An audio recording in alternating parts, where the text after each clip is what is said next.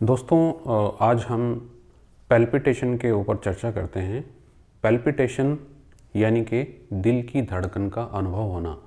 Normally दिल जो हमारा हार्ट है वो कॉन्टिन्यूस हार्ट बीट में उसमें आती रहती है, लेकिन हम कभी उसको कॉन्शियसली फील नहीं कर सकते, हमें पता नहीं होता। लेकिन जब अचानक से आपको ये फील होने लगता है कि हार्ट इज़ बीटिंग हार्ट में, तो उसको हम पैल्पिटेशन कहते हैं। तो पैल्पिटेशन की जो डेफिनेशन है वो डेफिनेशन है कॉन्शियस हार्ट बीट, यानी कि जब हमको अपनी हार्ट बीट अनुभव होने लगे या हम कॉन्शियस हो जाएं कि हार्ट बीट कर रहा है, तो उसको पैल्पिटेशन कहा जाता है। इसके दो कारण होते हैं। एक वो कारण होते हैं जो हार्ट से रिलेटेड होते हैं यानी कि कार्डियक, और दूसरे वो कारण होते हैं जो हार्ट से रिलेटेड नहीं होते हैं यानी कि आउटसाइड जो हार्ट कॉजेज़ हैं, और कॉमन भी वही होते हैं। पैल्पिटेशन का बार बार होना या कभी इंटरवल पे होना, इनमें अधिकतर जो कारण होते हैं वो हार्ट के अलावा ही होते हैं। तो आइए सबसे पहले उन्हीं की चर्चा कर लेते हैं। इसमें जो सबसे इम्पोर्टेंट जो कारण है वो है एनीमिया। एनीमिया यानी कि ब्लड में हीमोग्लोबिन का कम हो जाना।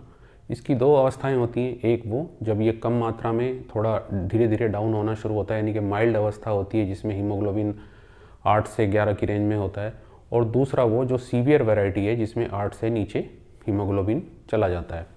तो माइल्ड और मॉडरेट, जो माइल्ड वैरायटी है यानी कि जिसमें कुछ मात्रा में ही हीमोग्लोबिन कम होता है, तो ऐसी कंडीशन में जब हम थोड़ा सा एक्सर्शन करते हैं या एक्सरसाइज करते हैं तो दिल की धड़कन बढ़ जाया करती है। और जब ये बहुत अधिक हो जाता है, यानी कि ऐसे केसेस में जिनमें 5, 6, 7 हीमोग्लोबिन रहता है, वहाँ पे रेस्टिंग स्टेज में भी पैल्पिटेशन या दिल की धड़कन का बढ़ना देखा जाता है। तो एक इम्पॉर्टेंट कॉज हुआ एनीमिया। दूसरा है फीवर।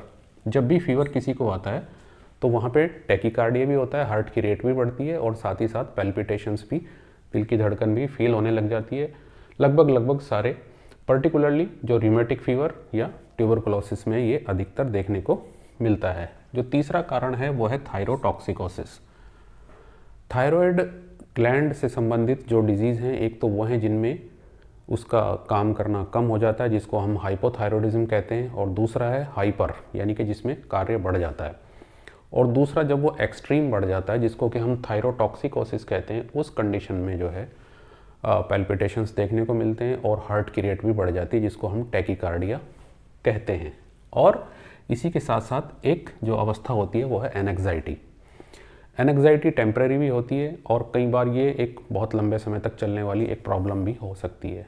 तो एनेक्साइटी की जो कैटास्ट्रॉफिक स्टेजेस होती हैं, बहुत अधिक एनेक्साइटी एप्रीहेंशन में भी पैल्पिटेशंस देखने को मिलते हैं। कोई ऐसी चीज़ देख के किसी को अचानक से फियर हो जाए, या फिर कोई लॉस होने की स्थिति में, अनेक बहुत सारे कारण होते हैं। तो एनेक्साइटी की जो डिफरेंट टाइप्स होते हैं उन सभी में लगभग पैल्पिटेशंस देखने को मिलते हैं। तो इसलिए ऐसे पेशेंट का साइकोलॉजिकल असेसमेंट भी किया जाना चाहिए।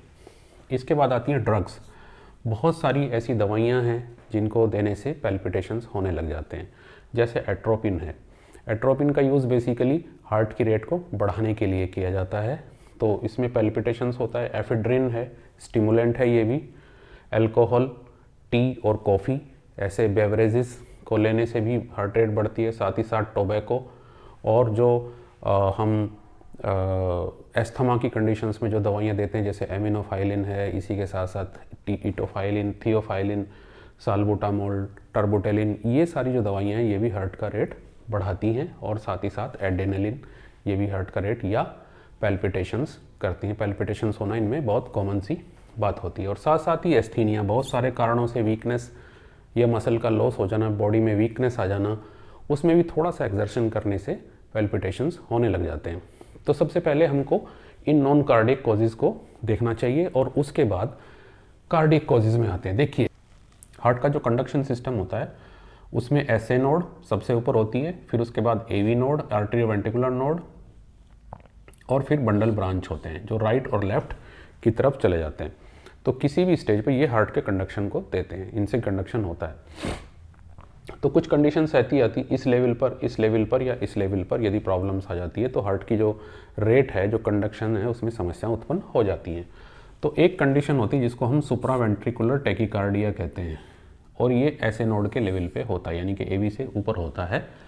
सुप्रावेंट्रिकुलर मतलब वेंट्रिकल से ऊपर यानी कि एट्रियम में कोई प्रॉब्लम होती है जहाँ पे एसए नोड उपस्थित होती है।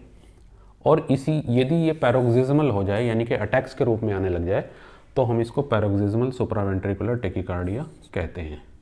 इस कंडीशन में भी पैल्पिटेशंस देखने को मिलते हैं। दूसरी कंडीशन होती है एक्स्ट्रा सिस्टोल, जिसमें extra systole extra pulse feel होती हैं। वो कंडीशन और साथ ही साथ जो एरोटिक और मिट्रल वॉल्व हैं उनका रिगर्जिटेशन यानी कि पूरी तरीके से बंद ना होना ताकि जो ब्लड है वो वापस चला जाए। तो उस कंडीशन में भी जो है एआर और एमआर की कंडीशन में भी जो जिनको कि हम वॉल्वुलर डिफेक्ट्स कहते हैं उसमें भी ये पैल्पिटेशंस देखने को मिलते हैं। तो ये कुछ कंडीशंस मैंने आपको बताई जिनमें कि पैल्पिटेशंस होते हैं। Thank you very much.